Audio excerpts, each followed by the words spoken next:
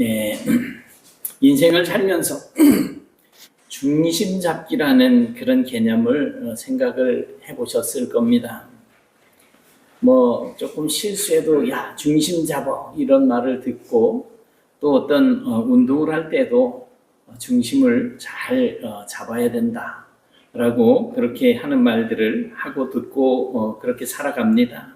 사실 이 중심 잡기라는 것은 우리 일상생활의 모든 곳에서 다 필요하고 또 정신적인 삶 그리고 영적인 삶에서도 필요합니다. 중심을 잡지 못하면 어느 한쪽으로 치우치게 됩니다. 그리고 결국 이제 쓰러지거나 떨어지게 되는 거죠. 그게 건물이든 사람이든 또 영적인 것이든 모든 것이 다 그렇습니다. 우리가 예수를 믿는 사람으로서 이 세상을 살아가는 동안에 정말 중심을 잘 잡아야 됩니다. 그렇지 않으면 무너집니다. 고린도 교회는 정말 화려한 그런 도시였습니다. 고린도는 무역이 활발했고 문화가 발달되었고 여러 민족과 사상이 함께 이렇게 섞여 있는 그러한 도시였습니다. 그래서 그 당시에는 말을 잘하는 사람들을 높여주었고 또 철학과 지혜를 자랑하는 그런 삶을 살았습니다.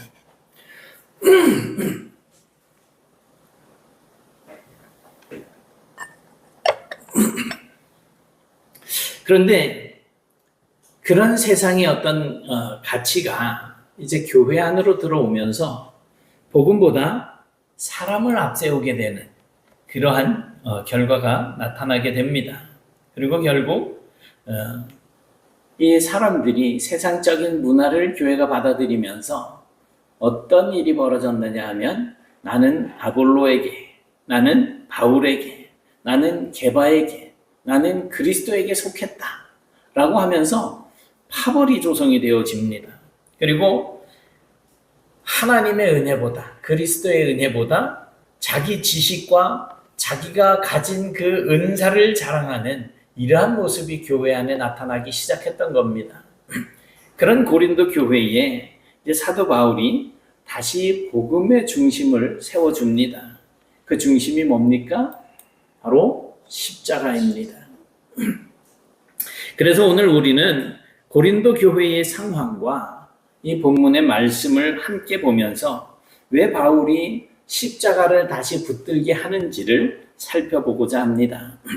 그리고 성경적인 관점에서 십자가는 단순한 어떤 형벌의 도구가 아니라 하나님의 구원 역사 안에 드러난 하나님의 지혜요, 하나님의 능력이라고 하는 사실을 또 함께 생각을 해보겠습니다. 오늘 본문 18절을 보면 이렇게 시작을 합니다. 십자가의 도가 멸망하는 자들에게는 미련한 것이요 구원을 받는 우리에게는 하나님의 능력이라. 여기서 십자가의 도라고 이렇게 말을 하는데 이 십자가의 도라는 것은 십자가에 관한 말, 십자가의 말씀, 십자가의 복음이라고 하는 그런 의미입니다. 바울은 복음을 설명하면서 가장 먼저 죄송합니다. 이게 오늘 갑자기 목이 복음을 설명하면서 가장 먼저 십자가를 말하고 있습니다. 왜냐하면 이 복음의 중심에 바로 십자가가 있기 때문입니다. 사실 고린도 사람들에게 있어서 십자가는 정말 이해하기 어려운 그런 메시지였습니다. 그리고 헬라인들이 생각하기에 십자가라고 하는 것은 수치 그 자체였습니다. 로마 세계에서 십자가라고 하는 것은 이 형틀이에요. 사람을 이제 처형할 때 사용하는 사형틀이지요. 그런데 이 십자가에는 가장 낮고 비참한, 그래서 노예나 아니면 반역을 꾀한 그런 사람들에게 주어지는 형벌이었습니다.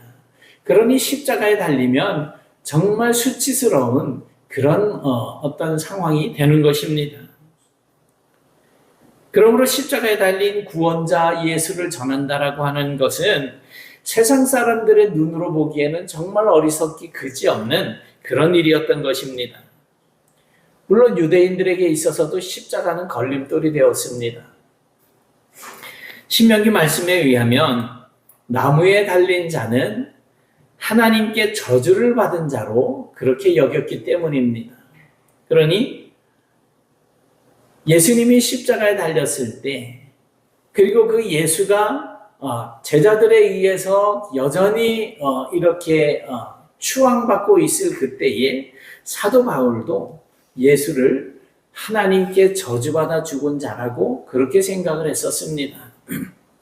그런데 그 사울이 다메섹 도상에서 예수님을 만나고 바울이 되고 난 이후에 바로 그 십자가에 달리신 예수가 메시아라고 그렇게 전하기 시작을 했던 것입니다. 유대인들에게 있어서 이건 정말 쉽게 받아들일 수 없는 그런 말이었습니다. 그래서 십자가는 헬라인이 생각하기에는 미련한 것이고 유대인들이 생각하기에는 거리끼는 것이었습니다. 그러나 바울은 말합니다. 그 십자가는 구원을 받는 우리에게는 하나님의 능력이라는 것입니다. 여러분, 여기에 십자가의 역설이 있습니다. 세상이 미련하고 약하고 실패라고 여기는 그 십자가가 하나님께서는 구원의 능력이 되게 하셨다라는 것입니다.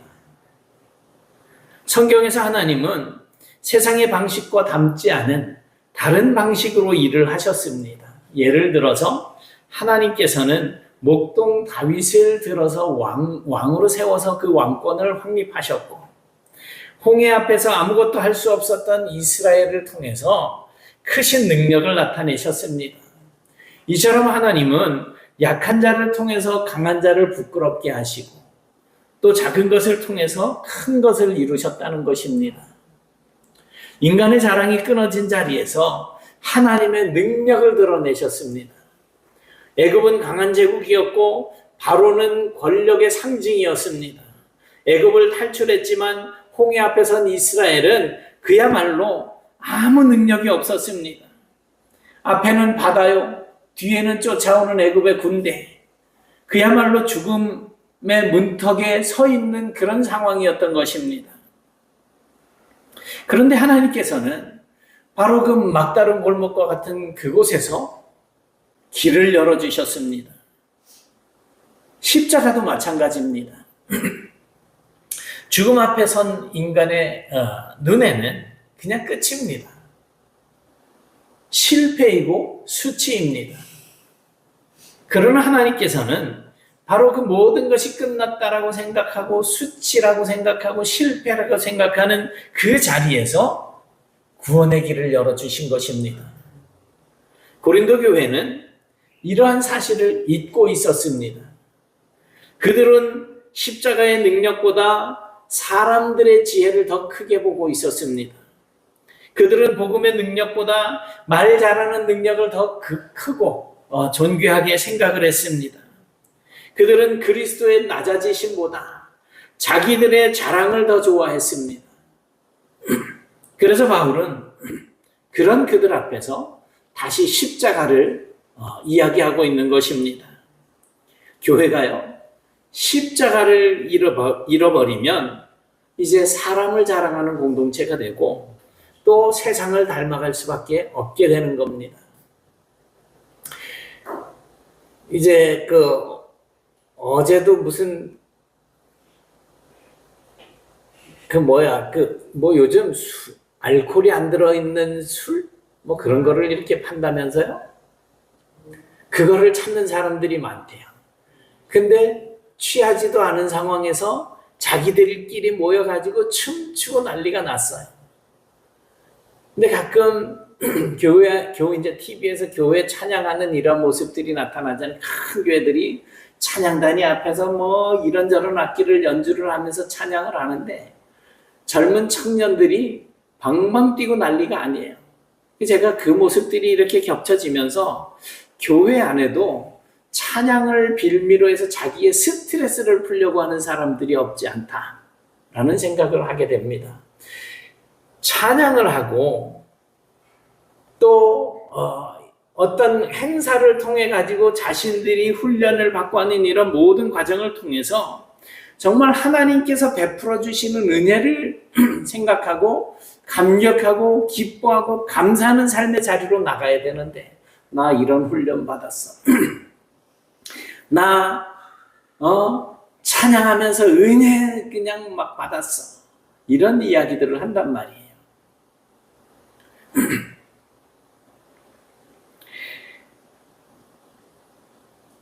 그렇게 십자가는 어딘가 숨어지고 자기의 만족을 앞세우게 되고, 자기가 찬양의 은사나 기도의 은사나 방언의 은사나 병 고치는 은사나 여러 은사를 가지게 되었을 때 그것을 자랑하는 그런 정말 세상을 닮아가는 모습이 교회 안에 나타나더라는 것입니다. 그러니까 십자가가 있어야 될 그 자리, 예수님께서 계셔야 할 그 자리에 사람의 이름과 능력과 은사가 그 자리를 대신 차지하게 되고 만다는 것입니다. 여러분, 오늘 우리도 조심해야지 됩니다. 신앙생활 하면서도 십자가보다 성공을 더 크게 생각할 수 있습니다. 십자가보다 다른 사람들에게 인정받는 것을 더 중요하게 생각할 수 있습니다. 십자가보다 내 말, 내 지식, 내 경험, 내 자존심을 더 앞세울 수 있습니다. 그러나 교회는 그렇게 세워지는 것이 아니고요, 십자가 위에 세워지게 되는 것입니다. 십자가는 교회 지붕 위에 우리의 목에 걸리는 어떤 차 앞에 이렇게 걸어놓는 그런 장식품이 아니라 교회의 중심입니다. 십자가는 지난날 역사 속의 사건이 아니라 오늘날을 살아가고 있는 우리를 살리는 하나님의 능력이라고 하는 이 사실을 반드시 기억하시기 바랍니다. 이제 19절부터 21절에 보니까 하나님의 지혜에 대해서 우리에게 말씀을 해주고 있습니다. 바울은 이사야의 말을 인용을 합니다. 그 내용은 하나님께서 인간의 지혜와 총명을 다 무너뜨리신다는 겁니다. 여기서 말하는 지혜는 하나님을 아는 지혜가 아니라 하나님 없이 자기 스스로 높아지려고 하는 지혜입니다. 자기 힘으로 구원에 이르려고 하는 지혜이고, 하나님을 판단하려고 하는 인간의 교만한 지혜를 말하는 것입니다.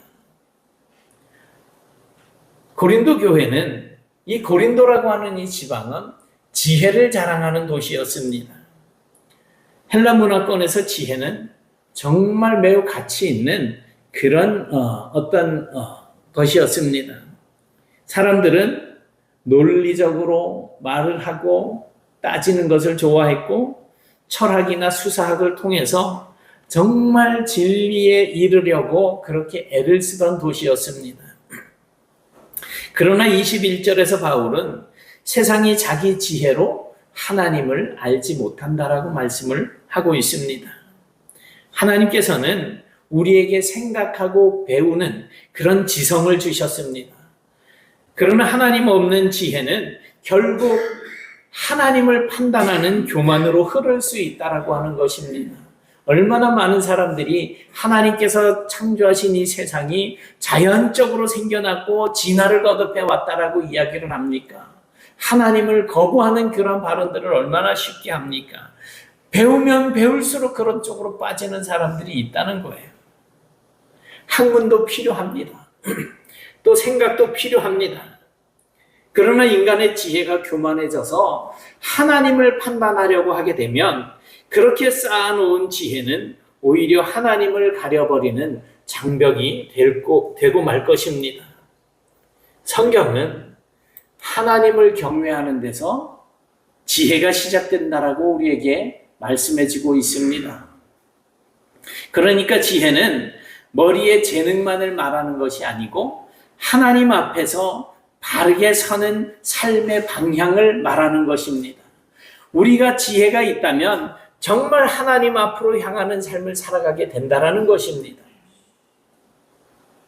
말씀을 듣고 그 말씀에 순종하고 하나님을 경외하며 살아가는 능력, 그것이 바로 성경이 말해주고 있는 지혜라고 하는 것입니다. 그런데 세상의 지혜는 자주 하나님을 경외하지 않습니다. 오히려 하나님 없이도 살 수 있다라고 말을 합니다.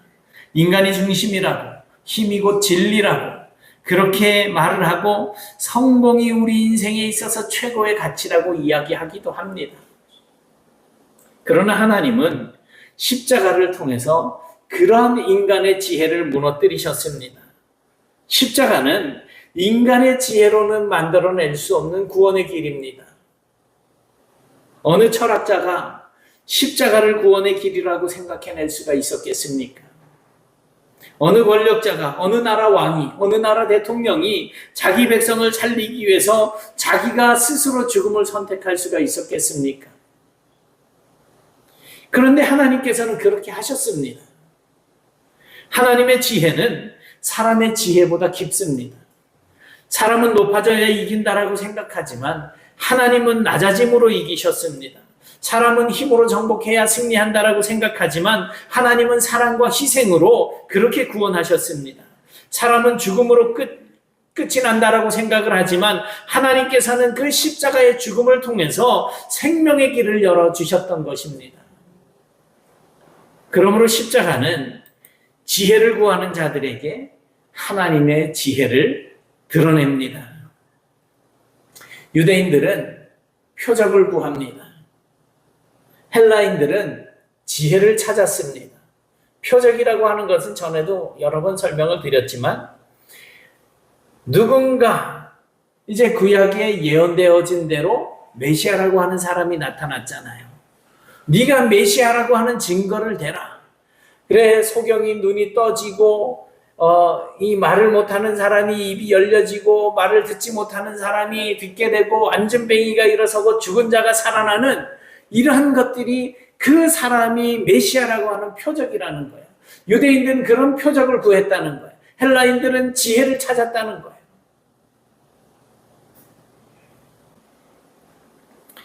그러나 바울은 십자가에 못 박히신 예수를 전했습니다. 왜냐하면 진짜 표적도 그리스도 안에 있고 진짜 지혜도 그리스도 안에 있기 때문이었습니다. 유대인이 구한 표적은 하늘로부터 내려오는 능력의 증거였습니다. 그러나 하나님께서 주신 가장 큰 표적은 십자가와 부활입니다. 요나의 표적처럼 죽음으로 들어갔다가 다시 살아나신 예수 그리스도야말로 하나님의 결정적인 표적이었습니다. 헬라인이 구한 지혜는 세상을 설명하는 논리에 지나지 않았습니다. 그러나 하나님께서 주신 가장 깊은 지혜는 십자가였습니다. 죄인을 심판하시면서도 구원하시는 길. 죄를 지었으면 벌을 받아 마땅하잖아요. 사람을 죽였으면 사형 아니면 무기징역 이런 어떤 처벌이 따라야 되잖아요. 이 사람이 하나님 앞에 죄를 지었어요. 그 대가는 뭐예요? 죄의 삭은 뭐예요? 사망이죠. 십자가는 죄인이 죽는 자리였습니다. 이렇게 죄인을 심판하시면서도 구원하시는 길. 하나님의 공의를 세우시면서도 사랑을 이루시는 길. 인간의 죄를 드러내시면서도 용서의 문을 여시는 길이 바로 십자가였다는 것입니다. 그래서 바울은 고린도 교회를 향해서 너희가 지혜를 자랑하느냐? 그렇다면 십자가를 바라보아라. 너희가 능력을 자랑하느냐? 그렇다면 십자가를 바라봐라. 너희가 사람을 따라 나뉘었느냐?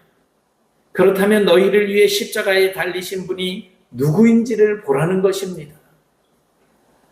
예수 그리스도는 지혜를 찾는 자들에게는 하나님의 지혜로 드러나십니다. 예수 그리스도는 능력을 구하는 자들에게는 하나님의 능력으로 드러나게 됩니다. 그러므로 교회는 세상의 지혜를 흉내내는 곳이 아니라 십자가 안에 감추어진 하나님의 지혜를 드러내는 곳이어야지 된다는 것입니다. 오늘 우리 안에 이런 은혜가 풍성하게 누려지게 되시길 축원합니다. 또 이제 22절부터 24절까지의 말씀 속에서 우리는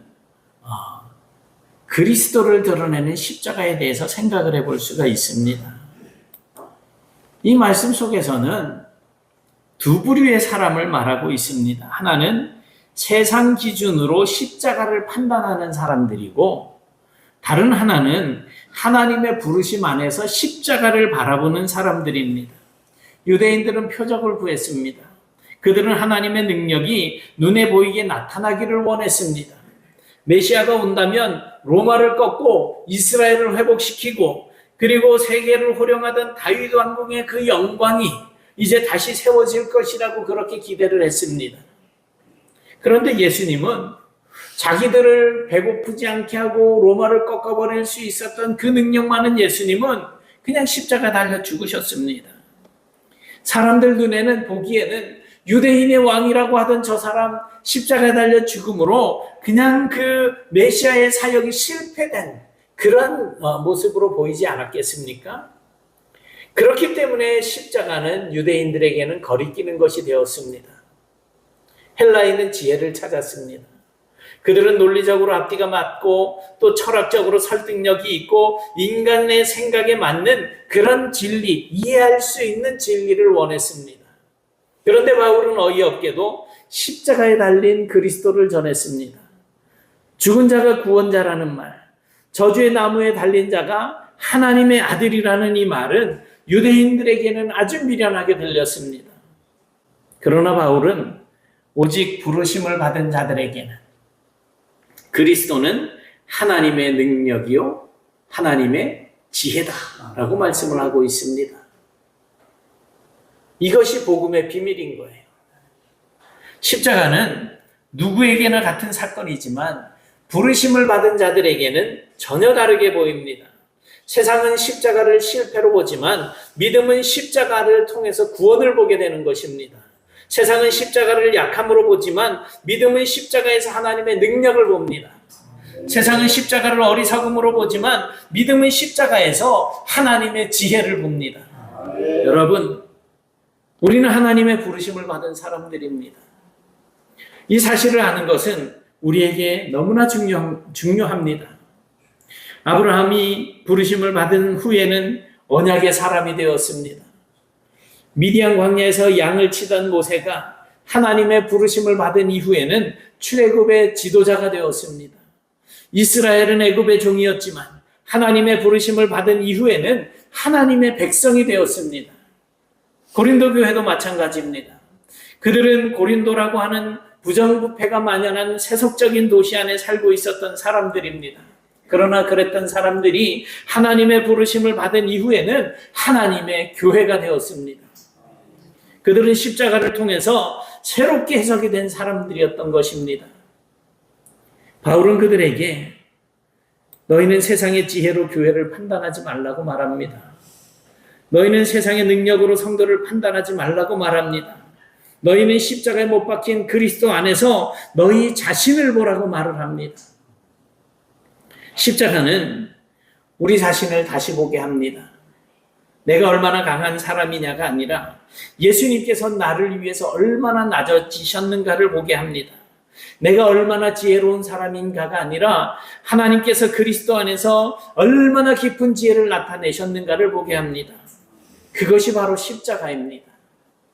고린도 교회의 문제는 십자가를 믿지 않았기 때문이 아니라 십자가를 믿는다라고 하면서도 십자가의 방식을 따라서 살지 않았다는 데 있습니다. 십자가를 말하면서도 겸손하지 않았고 십자가의 주님을 믿으면서도 세상의 지혜와 능력을 교회 안으로 가지고 들어왔습니다. 오늘 우리도 다르지 않습니다. 나는 직분이 있으니까, 나는 신앙생활을 오래 했으니까, 나는 저 사람들보다 더 많이 배웠으니까, 그러니까 내 말이 옳다라고 생각을 할 수 있습니다. 그러나 십자가는 우리의 자랑을 내려놓고 오직 예수 그리스도를 자랑하게 합니다. 입술로는 십자가를 고백하지만 삶으로는 여전히 내 자존심을 내세울 수 있습니다. 예수님께서 자신을 버리신 십자가를 찬양하지만 다른 사람들과의 관계에서는 여전히 내가 높아지려고 하고 여전히 내가 이기고 싶어 할 수 있습니다. 십자가를 믿지만 여전히 강한 척하고 여전히 높은 척하고 여전히 지혜로운 척할 수 있습니다. 그러나 십자가는 우리를 내 자랑이 아니라 그리스도의 자랑으로 부르시고 계십니다. 그래서 부르심을 받은 자들에게 그리스도는 하나님의 능력이요 하나님의 지혜라고 말하는 것입니다. 사랑하는 여러분, 그러므로 성도는 세상 앞에서 자기 능력을 드러내는 사람이 아니라 그리스도의 능력을 드러내는 사람이라는 사실을 반드시 기억하시기 바랍니다. 나의 지혜를 과시하는 사람이 아니라 십자가 안에 나타난 하나님의 지혜를 세상에 보여주는 사람이어야지 됩니다. 그래서 그런 능력으로 말미암아 세상 가운데 하나님의 나라가 드러나게 하는 것이 바로 저와 여러분이라는 사실을 기억하시기 바랍니다. 바울은 고린도 교회를 향해서 다시금 십자가를 붙들게 합니다. 왜냐하면 십자가를 잃으면 교회는 세상을 닮아갈 수밖에 없기 때문입니다. 십자가를 잃으면 성도는 자기 자랑에 빠지게 됩니다. 십자가를 잃으면 은사는 하나님께서 주시는 그 은사가 서로 경쟁이 되고 지식은 교만하게 되고 말은 교회를 분열하게 만드는 도구가 되어버리고 마는 것입니다. 그러나 십자가가 우리의 중심에 서게 되면 달라집니다. 십자가 앞에서는 자랑도 교만도 분열도 무너지게 됩니다. 십자가는 멸망하는 자들에게는 미련한 것이지만 구원을 받는 우리에게는 하나님의 능력입니다. 그러므로 세상이 능력을 자랑할 때 우리는 십자가의 능력을, 세상이 자기의 지혜를 자랑할 때 우리는 십자가의 지혜를 붙들어야 합니다. 이 세상에서 하나님의 백성으로 살아가는 저와 여러분들에게 십자가로 말미암는 그리스도의 능력을 드러내는 삶, 그런 복된 삶을 살아가는 성도들이 다 되실 수 있기를 주님의 이름으로 축원합니다. 아멘. 사랑의 하나님, 오늘 십자가의 말씀을 통해 우리 신앙의 중심이 어디에 있어야 하는지를 생각하게 하시니 감사합니다. 세상은 능력과 성공과 지혜를 자랑하지만 우리는 오직 십자가에 나타난 하나님의 능력과 하나님의 지혜를 붙들고 살아갈 수 있도록 도와주옵소서. 우리 안에 있는 교만과 자랑을 내려놓게 하시고 사람을 높이기보다 오직 예수 그리스도만 높이는 삶을 살게 해 주옵소서. 교회가 언제나 십자가를 중심으로 하나 되게 하시며 우리의 가정과 일터와 우리가 살아가는 모든 삶의 자리에서 그리스도의 사랑과 겸손이 드러나게 해 주옵소서. 이번 한 주간도 그리스도의 십자가의 은혜를 기억하면서 세상 속에서 그리스도의 능력을 나타내는 그런 삶을 살게 하여 주옵시고 우리의 말과 행동을 통해서 예수 그리스도의 향기가 온 땅에 전해질 수 있도록 도와주옵소서. 모든 영광을 주님께 올려드리며 우리를 구원하신 예수 그리스도의 이름으로 기도드리옵나이다. 아멘.